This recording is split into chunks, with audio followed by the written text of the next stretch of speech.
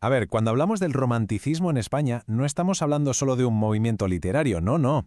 Fue una auténtica explosión de pasión, un grito de rebeldía en toda regla y una exploración profundísima del yo en una época de caos total. Venga, vamos a meternos de lleno en esta revolución del corazón.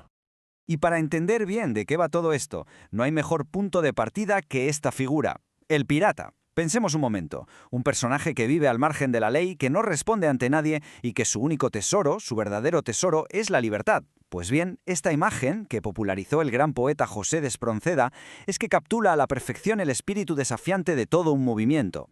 Porque en el fondo el romanticismo fue exactamente eso, ¿eh? Un grito rebelde, una ruptura total, deliberada y muy apasionada con todo lo que había antes, sobre todo con el movimiento que dominó la época anterior.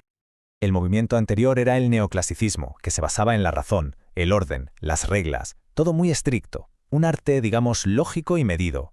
Y de repente, ¡boom!, llega el romanticismo para hacerlo saltar todo por los aires. Lo más interesante de este cambio es el enfoque. Se pasa de pensar en la sociedad a pensar en el individuo. De pronto, la experiencia personal, los sentimientos a flor de piel, la subjetividad, todo eso se convierte en el centro del universo. La pasión, por fin, derrota a la razón.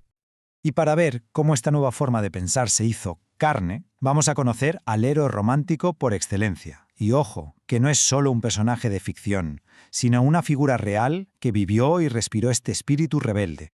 José de Espronceda no solo escribió sobre la rebeldía, es que la vivió en sus propias carnes. Siendo casi un crío, ya estaba conspirando contra el absolutismo, y claro, eso le costó la cárcel y el exilio. Su vida fue un auténtico torbellino de amores trágicos, de lucha política y de una pasión desbordante que, por desgracia, se apagó demasiado pronto. Su propia biografía es, en sí misma, el poema romántico definitivo. Y toda esta agitación, claro, no solo se reflejaba en sus vidas, sino también en cómo veían el mundo. Aquí tenemos un concepto clave, el paisaje como un espejo del alma, del atormentado espíritu romántico. Una tormenta en el mar ya no era solo una tormenta, era un símbolo de la furia que sentían por dentro. Unas ruinas solitarias en un campo, pues representaban la melancolía del alma. La naturaleza dejó de ser un simple decorado para convertirse en la verdadera protagonista emocional. Y fijaos cómo Espronceda crea esta atmósfera tan increíble en su gran poema. El protagonista, don Félix, un seductor de manual, sin escrúpulos, se encuentra con una figura fantasmal en mitad de la noche.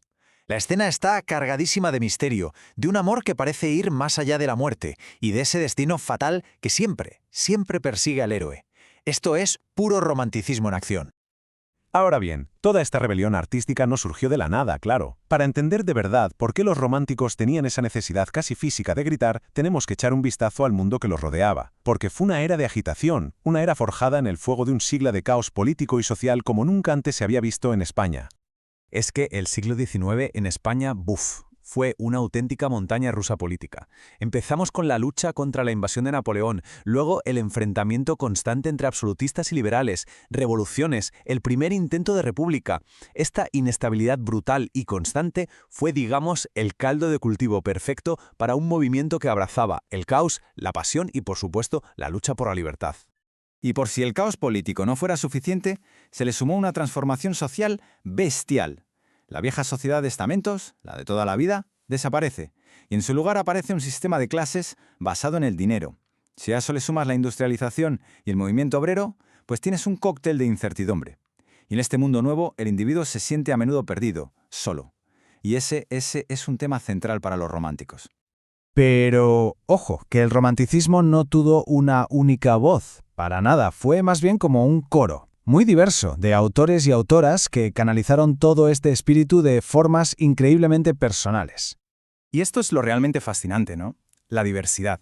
Tienes por un lado la pasión desatada y casi violenta de Espronceda, pero luego está el tono mucho más íntimo, más melancólico de Bécquer, que exploraba el amor y el desengaño, y voces potentísimas como la de Rosalía de Castro, que expresaba la nostalgia y la identidad de su tierra, de Galicia, o Gertrudis Gómez de Avellaneda, que usaba la literatura como un arma para luchar por la justicia social.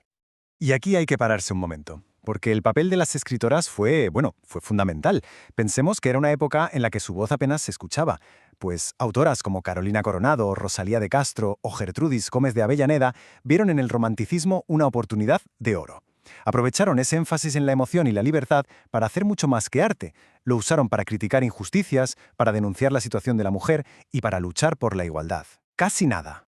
Bueno, y después de todo este viaje tan intenso, ¿con qué nos quedamos? ¿Cuál es la esencia, el zumo de todo este movimiento que ha llegado hasta hoy? Pues aquí lo tenemos. En resumen, el romanticismo es, por encima de todo, la celebración de la emoción.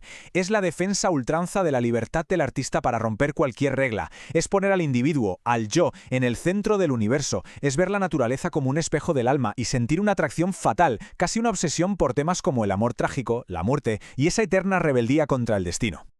Y claro, todo esto nos deja con una pregunta flotando en el aire, ¿verdad? El romanticismo en el fondo fue una gran batalla entre la pasión y la razón. Y hoy en nuestra sociedad, que es cada vez más tecnológica, más analítica, quizás esa pregunta que nos dejaron los románticos sigue siendo igual de importante. ¿Qué espacio le dejamos a esa emoción pura, sin filtros, esa emoción que ellos defendieron con su propia vida? Ahí queda eso.